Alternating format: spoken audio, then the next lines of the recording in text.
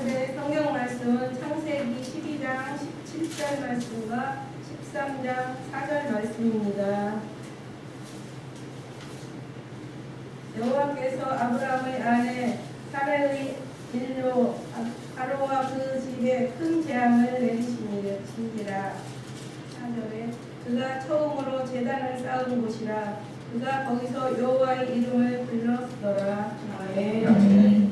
자, 오늘 마지막 성경 신앙 설교 시리즈 마지막입니다. 다 같이 오늘 말씀의 제목을 읽습니다. 시작. 신앙의 주기와. 신앙의 주기와. 이 말씀은 2016년인가요? 그때 한번 전했던 말씀을 좀 새롭게 다시 한번 오늘 신앙 전체 생활 시리즈의 마무리 결론으로 말씀을 다시 좀 만들어 보았습니다. 자, 우리 좀 시간적으로 좀 여유를 가지고요.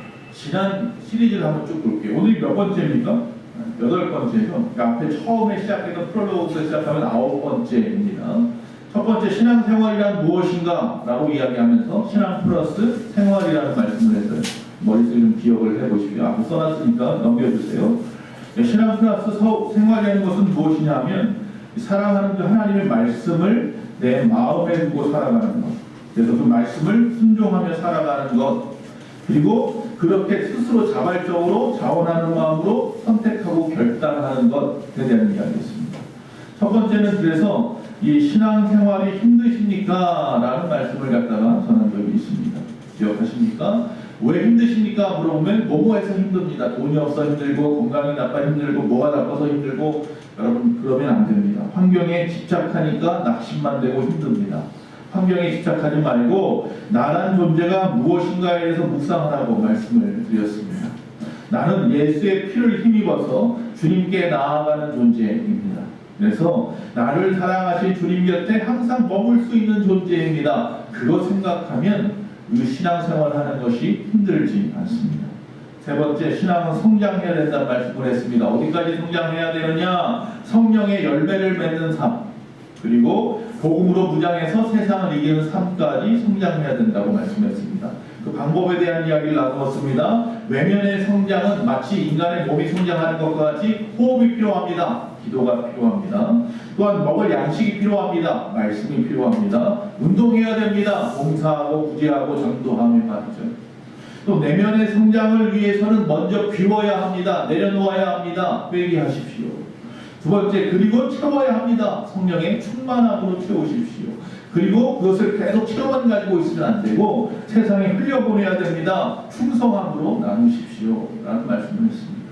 세 번째, 신앙에 투자하세요. 라는 말씀을 했습니다. 여러분의 지나온 삶을 갖다 후회하는 분이 계시다면 내 자신의 삶을 스스로 도둑질했기 때문입니다. 내 인생을 더 이상 낭비하지도 마시고 소비하지도 마시고 투기하지도 마시고 하나님을 위해서 투자합시다 라는 말씀을 나눴습니다. 네 번째, 신앙의 신호등입니다. 하나님이 정지 신호, 출발 신호, 완전 신호등을 주었습니다. 왜 그렇습니까? 우리를 돕기 위해서입니다.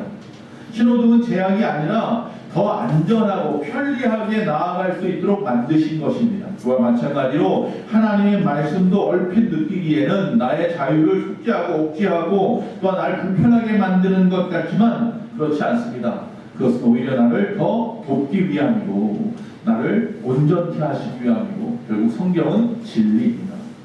다섯 번째, 신앙의 결단이 필요하다고 말씀을 했습니다. 아무리 어려워도 주님 계신 곳을 떠나지 맙시다. 베들레헴에 기근이 왔어도 모압으로 떠나면 안 되는 거였습니다.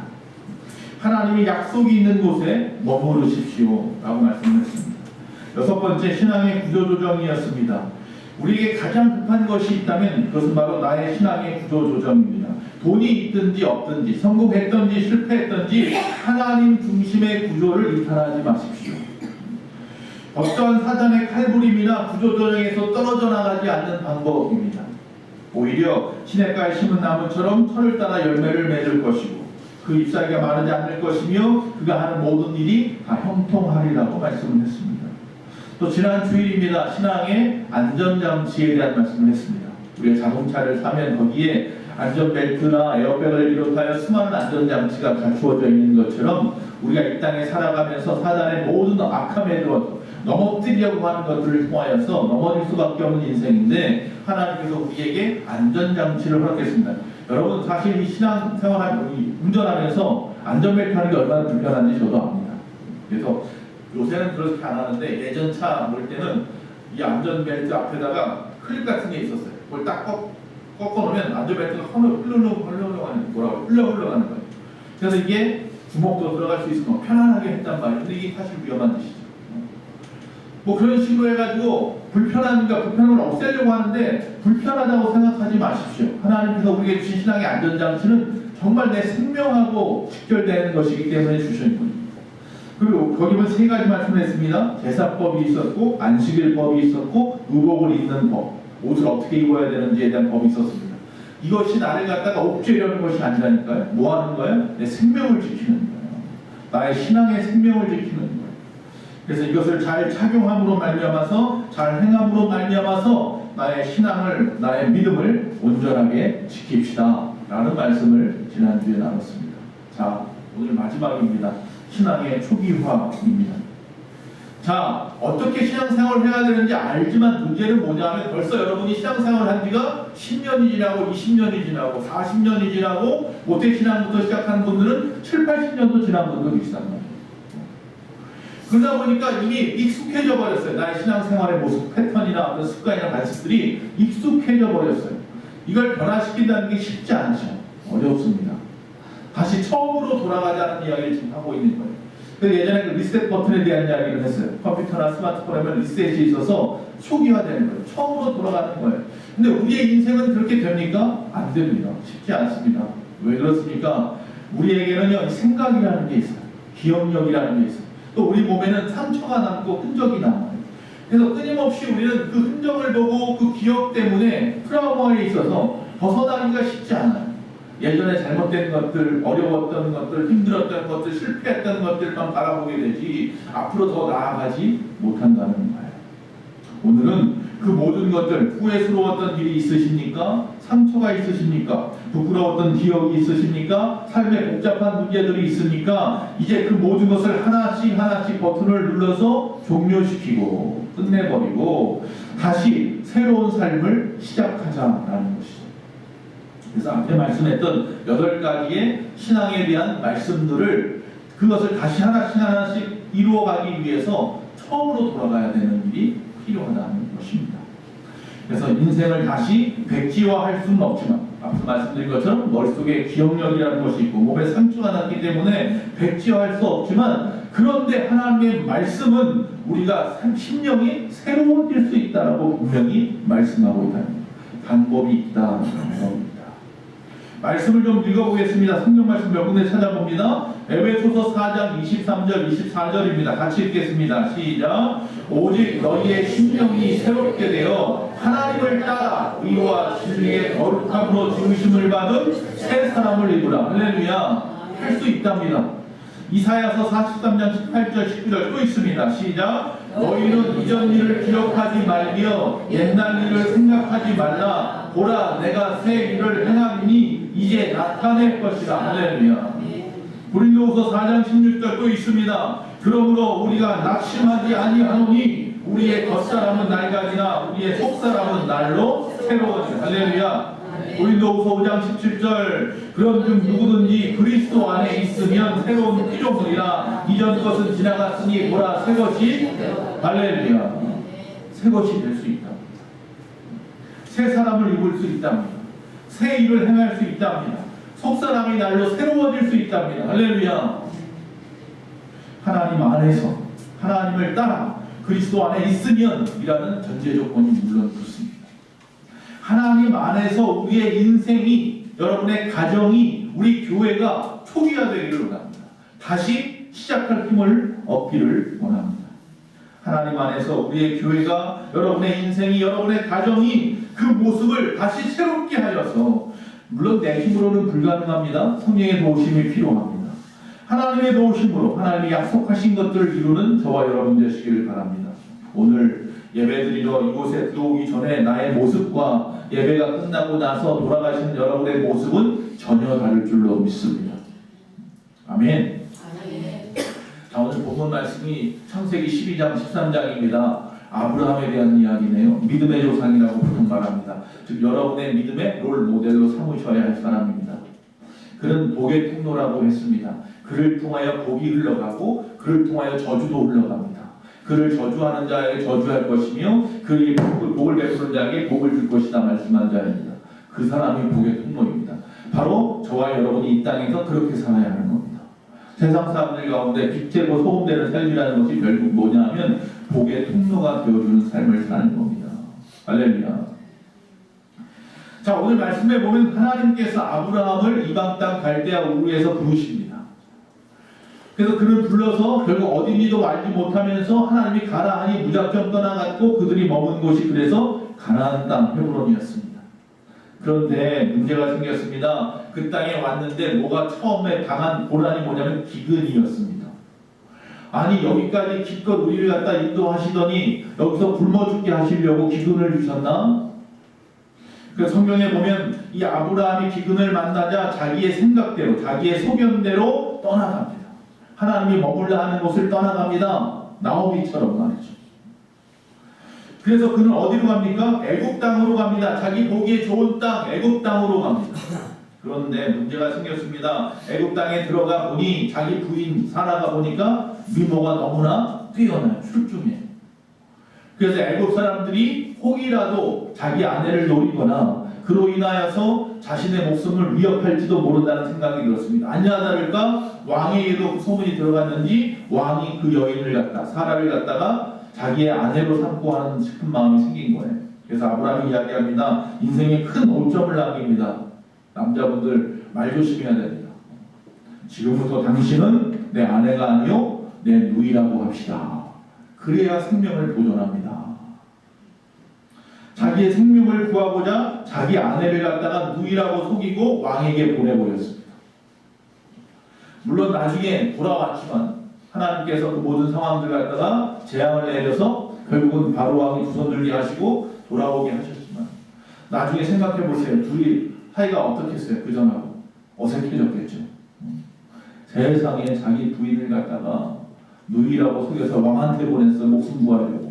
아마 그에게 따라왔던 많은 식솔이 있었는데 식솔을 사이에 수군수군 거렸을지도 모릅니다. 이 아브라함에게 있어서 엄청나게 큰 오점이 되는 사건이었습니다. 그런데 놀라운 것은 아브라함은 아브라함입니다. 할렐루야. 그는 이것을 돌이킬 생각을 합니다. 13장에 보면 용기 있게 다시 이전의 신앙으로 자신의 신앙을 초기화시키려고 하고 있다라는 것입니다. 그게 중요합니다. 실패할 수 있습니다. 신앙생활 오래 하다 보니까 내 몸에 나쁜 습관, 나쁜 버릇이 들 수도 있고요. 그런 것 때문에 하나님 앞에 온전한 모습으로 신앙생활을 못할 수도 있습니다. 그러면 깨달았으면 돌이키는 게 중요한 겁니다. 다시 시작할 힘을 얻어야 되는 거죠. 자, 이 아브라함은 다시 회복할 수 있다는 믿음을 가진 사람입니다. 다시 시작할 수 있다는 것입니다. 그렇다면 어떻게 실패한 인생이 다시 되돌릴 수 있을까요? 수많은 사람들 앞에서 애굽에서 수치를 당하고 왕한테 아주 크게 혼나고 말이죠. 수많은 사람들이 자기를 막 수근수근거리고 어떻게 하나님을 믿는다는 사람이 저럴 수 있어 손가락질하는 이 어려운 상황 속에서 아브라함이 회복했다니까요. 돌이킬 수 있었다니까요. 첫 번째, 어떻게 이 실패한 인생에서 다시 되돌릴 수 있을까? 인생을 초기화하는, 신앙을 초기화하는 첫 번째 단계는 뭐냐면 나 자신에게 중요한 질문을 시작하십시오. 뭘 시작하라고요? 질문을 시작하십시오. 자, 바로 왕이 이스라엘이 아닌 애굽의 땅에 갔을 때 애굽의 왕 바로 왕이 아브라함의 그 거짓말로 인해서 아무 생각 없이 사라를 갖다가 아내로 맞이했다가 하나님으로부터 큰 재앙을 받았다라고 말하고 있습니다. 말씀 속에는 물론 그 재앙이 무엇인지 자세하게 나와 있지는 않지만 엄청나게 깜짝 놀랄 만한 재앙이었을 것 같아요. 그래서 그 이유를 찾다가 아브라함이 거짓말을 한 것을 알게 되었습니다. 그래서 아브라함을 불러서 책망하고 그에게 질문하는 것입니다. 바로가 질문합니다. 내가 어찌하여 나에게 이렇게 행하였느냐? 내가 어찌하여 하나님의 사람이라면서 나에게 사람을 아내라고 말하지 않았느냐? 내가 어찌하여 누이라 하여서 내가 아내로 삼게 하였느냐? 내가 어찌하여 우리에게 재앙을 갖다가 내리게 하였느냐? 라고 하는 질문이었습니다. 아브라함은 그 바로의 질문에 정신이 번쩍 들었습니다. 그리고 나서 내가 도대체 여기서 뭐 하고 있는 거지?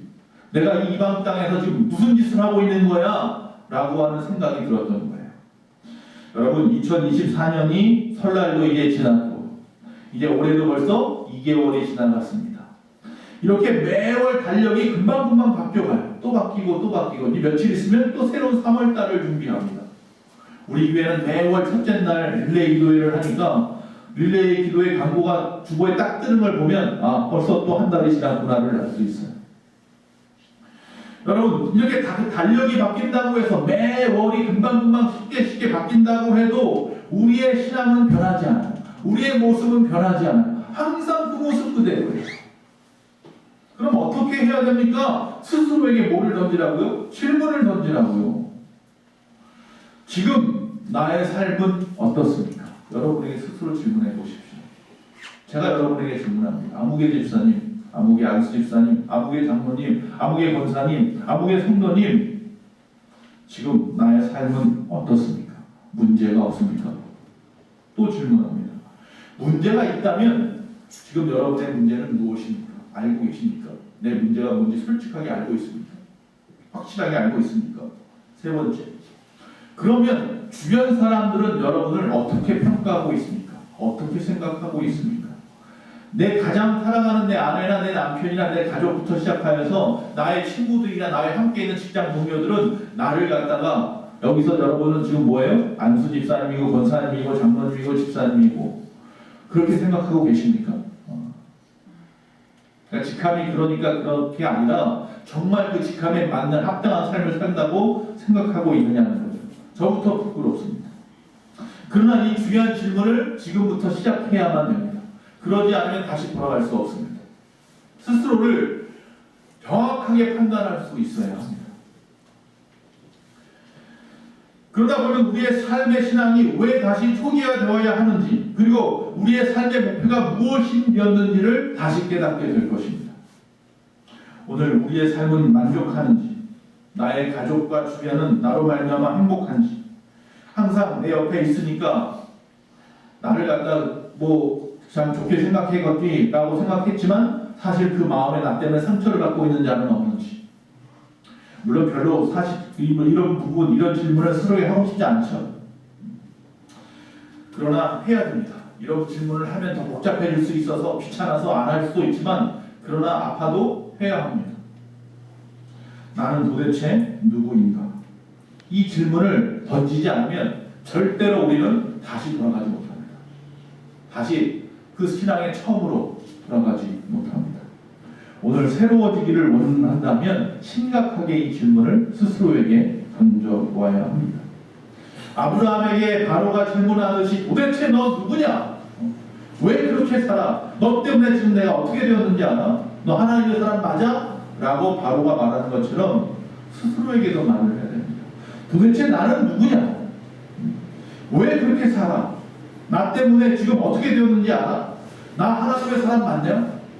스스로에게 질문할 수 있어야 합니다. 어려워도 아파도 힘들어도 해야 합니다. 오늘 나의 삶의 모습은 우리가 어려서부터 꿈꿔왔던 삶이었던가부터 생각해 봅시다. 여러분, 주변에 많은 살인자도 있고 사기꾼도 있고 수많은 도둑들도 있고 강도들도 있어요. 그 사람들을 태어나서부터 그들의 꿈이 살인자였습니까? 태어나면서 나는 살인자가 될 거야, 연쇄 살인자가 될 거야, 이런 사람은 없었을 거예요. 나는 태어나면서 도둑질을 해가지고 잘 먹고 잘 살 거야, 남한테 거짓말하고 사기치며 살 거야, 이런 사람들은 없었습니다. 여러분, 수많은 사람들이 어려서 와서 꿈꿔왔던 그 꿈은 이 땅에서 좋은 일 많이 하고 사랑을 베풀고 구제하면서 칭찬받고 그렇게 명성 얻으면서 살아가고 싶었을 거예요. 하나는 여러분, 지금 이 순간에 여러분의 모습이 그 어렸을 때 여러분의 꿈하고 얼마큼 그 차이가, 격차가 있습니까? 나는 앞으로 그러면 어떻게 살고 싶습니까? 계속해서 나쁜 일만 하고 살고 싶습니까? 우리 가정에 문제가 없습니까? 나 때문에 혹시 생긴 문제는 없습니까? 내가 내 문제인 걸 뻔히 알면서도 남편 때문이야, 아내 때문이야, 자식 때문이야, 부모님 때문이야, 친구 때문이야, 친구를 잘못 새겼어, 내 주변에 이상한 사람 때문이야, 저 사기꾼 때문이야, 그렇게 핑계대고 있지 않습니까? 그건 자기 인생을 스스로 자기 주도적으로 살아가지 못했다는 핑계밖에 안 됩니다. 성경에서 말하는 복된 가정이 여러분의 가정이 맞나요? 아니라고 한다면 도대체 무엇이 문제입니까? 끊임없이 질문해야 됩니다. 스스로에게 이 질문 저 질문을 계속 던져보십시오. 그러다 보면 아픈 부분이 분명히 있습니다. 그러다 보면 깨닫는 부분이 있습니다. 아브라함처럼 정신이 번쩍 드는 부분이 생길 것입니다. 아, 내가 누구야? 내가 지금 여기서 뭐 하고 있는 거지? 교회도 마찬가지입니다. 우리 교회는 하나님이 원하시는 교회입니까? 성경적으로 가르치고 배우는 교회입니까? 생명을 살리고 사랑을 나누는 교회입니까? 이 질문을 생각해 보아야 하는 거죠. 싫어하면 안 됩니다. 그럼 절대로 다시 시작할 수 없습니다.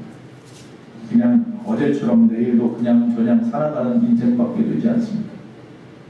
주변에서 나에게 먼저 묻기 전에 바로 왕이 아브라함에게 먼저 묻기 전에 아브라함이 먼저 깨달았으면 더 좋았을 텐데, 주변 사람들이 여러분에게 먼저 그렇게 물어보기 전에 너 도대체 뭐야?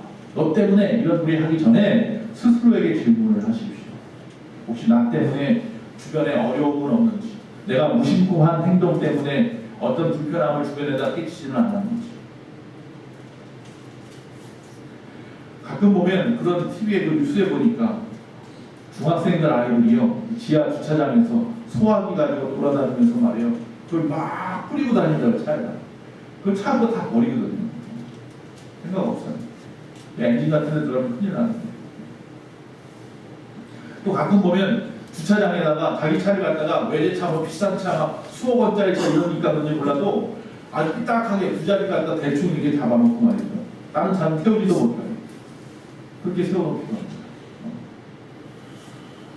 자기 편한 일일 수 있어요. 그러나 그것 때문에 불편할 수 있잖아요. 내가 잘못하는 일들도. 주변 사람들이 나에게 뭐라고 하기 전에 오늘 이 순간 깨달아야 하는 거예요. 어제 뉴스에도 보니까 자기 아파트 단지도 아닌데 남의 아파트 단지에다가 차를 갖다가 비스듬히 세워놓고 그 안에는 차도 안 못 나오게 말이에요. 대충 세워놓고 집에 가서 자요. 그렇게 몇 주일을 갔다네.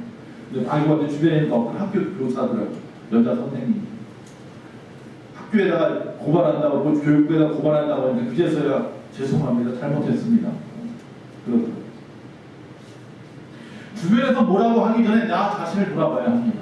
내 자신의 모습 속에서 그렇게 어긋남이나 삐뚤어진 것들은 없는지, 누구를 힘들게 하거나 불편하게 하는 것은 없는지, 내가 신앙인이라고 하지만 신앙인으로서 남들 앞에나 하나님 앞에 부끄러운 모습은 없는지, 나는 가정에서, 사회에서, 교회에서 어떤 사람인지, 나로 인하여 주변이 복을 받는지, 나를 향한 나 때문에 주변 사람들이 어려움을 당하는지, 눈물 흘리고 있는 것은 아닌지 스스로 질문하는, 그것부터 시작해요. 두 번째, 그래서 그 질문 앞에 하나님 안에서 자신을 새롭게 정의 내릴 수 있어야 합니다. 그래서 자신을 새롭게 바라볼 수 있어요. 바로의 질문 앞에서 아브라함은요, 자신을 다시 돌아봤습니다. 하나님께서 나를 저 갈대아 우르에서 떠나게 하셔서 저 가나안 땅에 오게 하셨는데, 그리고 하나님께서 나에게 분명히 사명을 주셨는데, 창세기 12장 2절입니다. 내가 너로 큰 민족을 이루고 내게 복을 주어서 내 이름을 창대하게 하니 너는 복이 될지라. 할렐루야. 하나님은 아브라함을 축복의 통로로 세우셨는데, 이 말은 앞에서 말씀드린 대로 그를 축복하는 자를 축복하고 너를 저주하는 자를 저주하리라. 너를 통해서 복이 나아가고 너를 통해서 저주가 나가리라. 그런데 아브라함은 우리처럼 매일매일 힘겨운 삶을 살다 보니까 기근이라고 하는 어려움 앞에서 결국은 자기 자신이 누구인지를 갖다가 잊어버리고 망각해버리고, 세상 사람들처럼 자기 소견에 따라서 하나님을 물어보지 않고 결국 세상에서 어려운 길을 택하게 되는 거죠. 그러다 보니까 자신 때문에 저주를 받게 된 사람이 생겼습니다. 바로 왕이죠. 그제서야 이유도 모르고 어려움 속에 살아가고 있으면서도 그걸 깨닫지도 못했던 그가 이제서야 깨닫습니다. 아, 잊고 있었구나. 내가 마저 하나님의 축복의 통로였지. 너는 복이 될지라고 말씀한 사람이 나는. 그러나 자신의 그 어긋난 삶을 다시 초기화하고자 하는 마음이 아브라함에게 있었습니다. 오늘 말씀을 준비하면서 나 자신도 돌아보는 겁니다. 가정에서나 교회에서나 나는 누구인가? 나는 이름은 박영훈입니다. 저는 오산 땅에 살고 있습니다. 그리고 오산 예수소망교회 담임 목사입니다. 저는 일남 일녀의 아버지이고 또한 누구누구의 자녀이고 누구의 남편입니다. 그렇습니다. 여기도 각자 그렇게 이야기할 수 있습니다. 그러나 이런 것들은 언제든지 변할 수 있는 것입니다. 내가 누구인지 확실하게 자신을 재조명해보라는 것은 그런 겉에 드러난 이력에 대한 이야기를 하는 것이 절대로 아닙니다. 이것은 진짜 내가 아닐 수가 있습니다. 겉에 보여지는 것이. 그 뒤에 숨어있는 진짜 나를 보아보고 나는 누구입니까? 라고 말할 수 있어야 됩니다. 나는 누구입니까? 나는 하나님이 창조하신 하나님의 자녀입니다. 나는 그가 자신의 독생자 예수 그리스도를 십자가에 죽이시기까지 나를 사랑하셔서 그의 피로 값주고 사신 자입니다. 그래서 나는 구원받은 자입니다. 이 땅에서 하나님의 나라와 영광을 위해서 살다가 결국 저 영원한 천국에서 영원히 살게 될 하나님의 자녀입니다. 그게 나입니다. 할렐루야. 그게 바로 여러분입니다. 올바르게 자신을 정의할 수 있어야 합니다. 나는 누구입니까? 그냥 겉에 보여지는 왜 치장되어져 있는 환경이나 상황들에 포장되어져 있는 가면 쓰고 있는 그런 나 말고 그 속에 있는 하나님이 바라보는 건 내 외모가 아니잖아. 내 안에 중심이고 내 마음이라면서 하나님이 바라보고 있는 나는 누구입니까?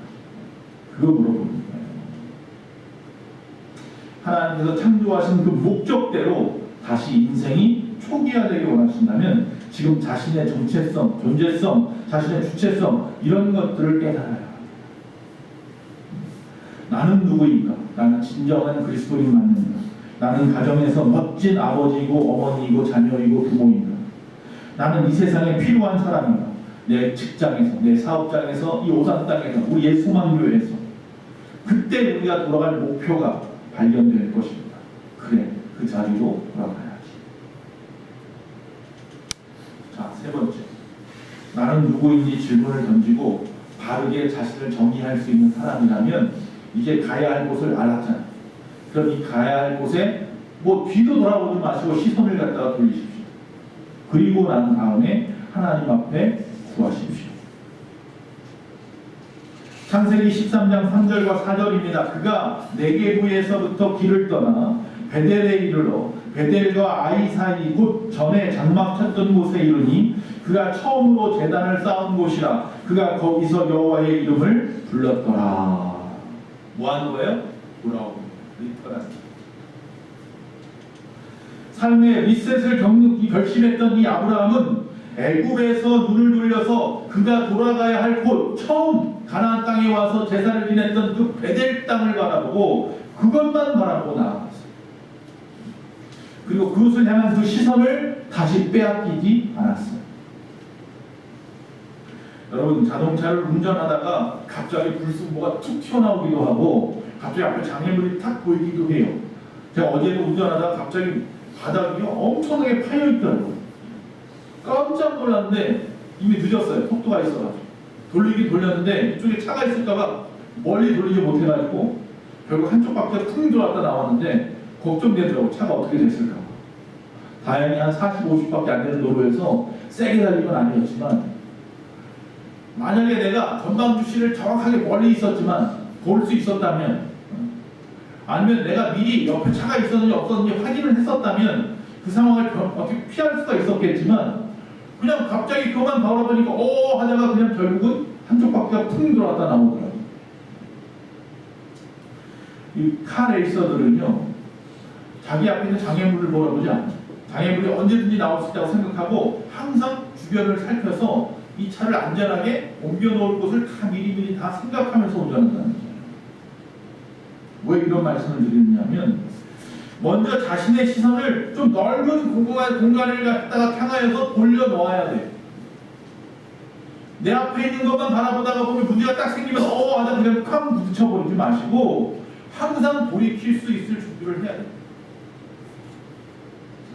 그래서 핸들도 나도 모르는 사이 내 시선이요 넓은 공간을 갖다 찾았으면 그 고개를 먼저 돌리시라. 고개를 먼저 돌리면 손은 쫓아온다는 거예요. 고개를 안 돌리고 장애물을 바라보고 있으면 내 손만 알아서 이렇게 돌아가지 않는다는 얘기예요. 먼저 그 장애물에만 한눈 팔지 말고 넓은 공간을 찾아서 고개를 먼저 돌려야 해요. 그러면 손은 자동스럽게 돌아간다. 그게 초보자하고 프로하고 다른 차이다. 이게 삶의 원칙에도 적용이 되어서 신앙의 초기화를 원하시는 성도님들의 삶의 원칙이 될 수 있습니다. 즉 우리가 돌아가기로 결심한 곳을 향하여서 먼저 바라보셔야 합니다. 항상 그 사실을 잊어버리면 안 돼요. 저와 여러분은 항상 어디를 향해서 가고 있어요? 저 천성을 향해 나아가는 자들이 항상 그 천성을 바라보고 있어야 돼요. 그러면 운전대가 항상 그곳을 향하여 갑니다. 그런데 자꾸 세상만 바라보니까 문제가 생기면 하다 그냥 부딪혀버리는 거예요. 항상 머릿속에 천성을 향하고 있으면 문제가 있었을 때 순간적으로 고개를 돌릴 수 있단 말이에요. 언제든지 천성을 바라볼 수 있단 말이에요. 언제든지 목사를 찾고 언제든지 교회를 향하여 눈을 돌릴 수 있단 말이에요. 그럼 나도 모르게 내 방향이 교회를 향하여 걷게 될 것이고 주의 종에게 전화들고 있을 거예요. 그래야 되는 거죠. 언제든지 말씀 앞에 있으면 항상 어려움에 신앙의 장애물이 생겼을 때에 언제든지 하나님의 말씀을 갖다 생각할 거란 말이죠. 그리고 난 다음에 뭐하라? 하나님의 도우심을 구하라. 내 힘으로 안 되니 사단의 능력, 사단의 괴계를 그 올무를 내 스스로 파괴할 만한 힘이 없다면 하나님 앞에 부르짖어요. 도울 힘은 거기밖에 없습니다. 지난달에 우리를 힘들게 했던 일들, 작년에 이런 아픔이 있었고 또한 이런 슬픔이 있었고 이런 부끄러운 기억이 있었고 이런 실수가 있었고 계속해서 거기에만 매여 있지 마시고 거기만 자꾸 생각하고 있지 마시고 그러면 아무리 발버둥 쳐도 안 돼요. 그냥 트라우마에 빠져 있어요. 거기 그게 그냥 끊임없이 고통이에요. 무서움이 계속 나를 갖다 뒤집어 씌우고 있어서 피할 수가 없어요. 벗어버릴 수가 없어요. 그물이 나를 갖다 씌웠을 때 거기서 헤어나오겠다고 발버둥 치면 오히려 그물이요 더 엉키고 엉켜서 빠져나올 수가 없었죠. 결국 다시 그런 실수와 아픔과 슬픔을 겪게 된단 말이에요. 이제 다시 그 슬픔과 아픔이 있었던 그것에 얽매여서 그것만 생각하지 마시고 이제는 새로운 삶을 살기 원한다면 이제 바라볼 것, 바른 것을 바라보아야 해요. 이전 것을 바라보지 말고 새롭게 살기 원하는 그 삶의 목표를 향해서 시선을 돌려야 합니다. 그리고 나아가야 합니다. 다시 되풀이하고 또 현재 삶에 매이지 않기 위해서는요 거기서 한 방이라도 내딛어야 합니다. 그래서 아브라함은 하나님이 주신 그 꿈을 다 재정리했습니다. 그래 나는 복이 된 사람인데. 그리고 나서 하나님이 계신 곳 베델을 향하여 그 발을 떼었습니다. 그 첫 발 떼는 게 어려워요. 그래서 시작이 뭐예요? 반이에요. 시작하기가 어렵죠. 시작을 하면 해지더라고요. 할 수 있더라고요. 부딪히니까 되더라고요. 겁나서 아예 부딪히지도 않으니까 아무것도 못하고 항상 그 자리에 있는 거고요. 실패를 두려워하니까 한 발도 못 나가는 거죠. 실패해도 괜찮습니다. 실패가 경험이 될 건데요. 그것이 나에게 오히려 이력이 되고 축적이 될 겁니다. 더 바른 길로 갈 수 있는 하나의 잘못된 것들을 벗겨내는 일일 거예요. 걱정하지 말고 나아가는 게 중요해요. 아브라함은 그래서 베델로 시선을 돌렸고 그 삶을 새롭게 하기 위해서 원래대로 돌이키기 위해서 그곳에 가서 제단을 쌓았어요. 하나님 앞에 구하는 거예요. 룻기서에 보면 나오미가 베들레헴을 떠나 모압에 가서 자기 남편 죽고 두 아들 죽고 며느리를 내려놓고 혼자 오려고 했잖아요. 그가 그 시선을 어디로 돌렸어요? 베델로 돌린 거죠. 다시 옛 고향 하나님의 집으로. 그리고 그 발을 떼었더니 하나님께서 그곳에서 놀라운 복을 허락하셨던 거죠. 성경은 우리에게 수없이 말하고 있습니다. 이전 것은 지나갔으니 보라 새 것이 되었다. 내 눈을 들어 주를 바라보라. 표대를 향하여 그 부르심의 상을 향하여 바라보고 나아가라. 시선을 돌리라는 얘기가 아닙니다. 제발 시선을 돌리세요. 무엇을 먹을까, 마실까, 입을까, 세상의 욕심, 사치, 허영, 세상의 어떤 것들을 거기에 마음 뺏기지 마시고 어떻게 하라고요? 그 시선을 돌려서 하나님이 나에게 말씀하신 그 새로운 하나님 나 새롭게 된다. 예수 믿고 변화되었던 나. 하나님이 주께서 나에게 부어주시던 그 사명으로 살아가던 나로 돌아오십시오. 제발 좀 돌이켜 봅시다. 나는 누구인가? 우리 삶의 정의를 좀 제대로 내리시고 하나님이 주신 꿈, 나의 새로운 꿈으로 시선을 돌리고 그래도 모르겠다면 하나님 앞에 간절하게 구하십시오. 롯의 아내처럼 뒤돌아보지 마십시오. 세상을 다시 뒤돌아보면서 하나님을 상하여서 내 발만 옮기겠다? 그렇게 안 됩니다. 손기둥밖에 될 게 없습니다. 지금까지 나를 힘들게 했던 이런 일을 계속하면 결국 거기에 머무를 수밖에 없다는 걸 잊지 마시고요. 오늘 눈을 딱 감고 돌이키십시오. 절대로 염려하지 마십시오. 사단은요 끊임없이 여러분의 과거를 추천해 겁니다. 너 예전에 이런 짓 때문에 이런 나쁜 일도 했잖아, 이런 잘못한 일도 했잖아. 그리고 여러분의 시선과 그 마음을 끊임없이 옛것에다가 동경하게 만들고 거기다 묶어놓으려고 할 것입니다. 한 발짝도 못 움직이게 하려고 합니다. 여러분, 그러나 십자가 이전의 삶이 그런 삶이었다라고 한다면, 사단에 의해서 지배당했던 삶이었다면, 할 수 없이 그래서 그렇게 살아왔었더라면 이제는 십자가 이후의 나의 삶을 발견하셔야 하는 겁니다. 주님의 십자가에서 우리를 위하여 모든 슬픔과 고통과 아픔과 죄를 다 짊어지고 죽으셨는데, 이미 내가 예수 그리스도를 나의 구주로 고백하는 그 순간에 그 십자가는 나의 십자가가 되었고 그 모든 일들은 나의 일이 되었는데, 이미 우리는 사탄의 그 죽음의 그림자 앞에서 승리한 사람이, 이미 이 싸움은요 승리하기로 정해져 있는 싸움이란 말이에요. 마귀가 아무리 아니라고 발버둥쳐도 아니에요. 여러분은 이미 예수의 이름으로 물러가라면 사탄이 물러갈 수 있는 능력을 가진 사람입니다. 그래서 그곳에서 내 자신을 갖다가 좀 바라봐야 합니다. 십자가 이전의 삶은 내가 태어난 시간을 정할 수 없었고, 내가 태어난 가정이나 나라를 정할 수 없었습니다. 내가 살아가야 할 교육 환경이나 또한 사회 환경을 선택할 수 없었습니다. 그래서 그곳에 내 자신을 맞추어서 어쩔 수 없이 환경에 맞추어서 변화되지 못한 모습으로 살아왔습니다. 그러나 십자가 이후의 제2의 삶은, 거듭난 나의 삶은 하나님이 새로운 특권을 주셔서 그것은 세상에 의해서 항상 변화되는 삶이 아니라 예수 그리스도 안에서 하나님의 축복의 통로로, 자녀로 변함없는, 세상을 오히려 변화시킬 수 있는 능력 있는 존재로 변화시켜 주셨어요. 그러니까 십자가 이전의 삶이 아닌 십자가 이후의 삶으로 돌아와야 합니다. 하나님 앞에서 용기를 얻읍시다. 우리도 주 안에서 새롭게 될 수 있습니다. 나를 얽매고 있던 모든 무거운 짐 다 내려놓고 그분을 바라보고 나가시기 바랍니다. 로마서 12장 2절입니다. 너희는 이 세대를 본받지 말고 오직 마음을 새롭게 함으로 변화를 받으라. 우리의 삶에 하나님께서 만드셨지만 지금까지 찾지 못했던 그 버튼이 있단 말이에요. 오늘 그 리셋이라고 하는 그 버튼을, 그 마음속에 있는 버튼을 누르십시오. 망설이지 마십시오. 다시 바른 신앙으로 돌아가는 것에 대해서 두려워하지 마십시오. 야, 내가 또 다시 또 이 버튼을 누르기만 하면 신앙이 초기화되겠지. 그럼 내가 지금까지 먹고 마시고 즐겼던 모든 것을 포기해야 될지도 몰라. 세상의 향락을 또 포기해야 될지도 몰라. 야, 또 열심히 또 신앙생활 해야 되고, 또 열심히 또 복음도 전하고 말씀도 보고 예배도 해야 되고. 갈등스럽습니까? 그게 힘들어서? 여러분, 그 버튼을 누르는 거는요 천국 문을 여는 버튼이에요. 근데도 안 누르시겠습니까? 여러분, 누르셔야 합니다. 오늘 마음을 돌려본다면 나의 신앙의 초기로, 처음으로 돌아갈 수 있습니다. 주님의 형상을 닮았던 그때로 돌아가는 그 리셋 버튼을 누르시는 저와 여러분 되시기를 간절히 바랍니다.